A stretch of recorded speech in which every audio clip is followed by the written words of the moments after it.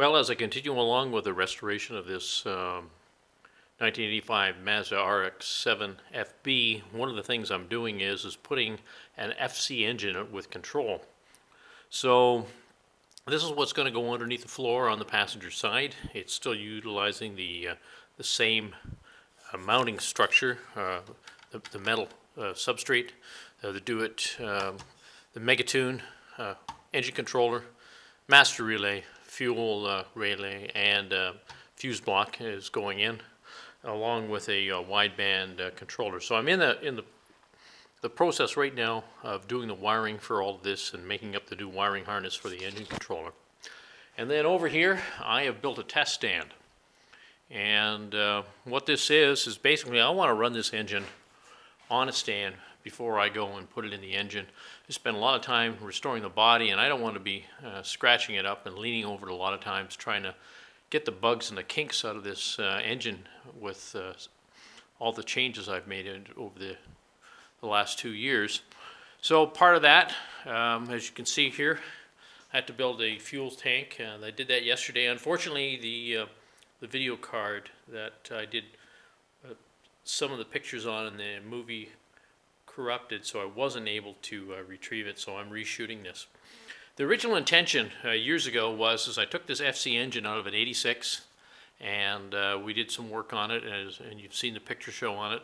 And at the time, I was going to just run it off of the stock engine controller from Mazda. So that mess of wires underneath there, this is the old wiring harness cut down so that the engine would work. But since then, I've changed my mind, and I'm going to go on with Megasquirt because they've got a very good system on the Megasquirt 2 that's going to be able to handle this. And that's how I'm going to incorporate the change and the upgrade. This is a Racing Beat header. It was originally chrome. It's been sandblasted. The chrome all seemed to go. And that's got Eastwood's titanium 1300 degree paint on it. I'm not sure if it's going to withstand the heat or not, but we'll find out later on. And the muffler was clad in a stainless steel sheet as well. I spent quite a bit of time putting this Preceda power steering pump because I wanted to put power steering on the car. It's got the stock power steering unit on it. I bought a spare one out of Georgia. Fuel rail was powder coated. I put a fuel gauge on it so I know pressure gauge on it so I know what kind of fuel pressure we're going to be drawing. And also Atkins, I put the dual pulley or dual shiv pulley on it. New hoses for the oil cooler, and I bought an aluminum aftermarket oil cooler as well. And continuing on this side, this is my control panel, and this is what's going to be used to run the car. I want some telemetry when I start it.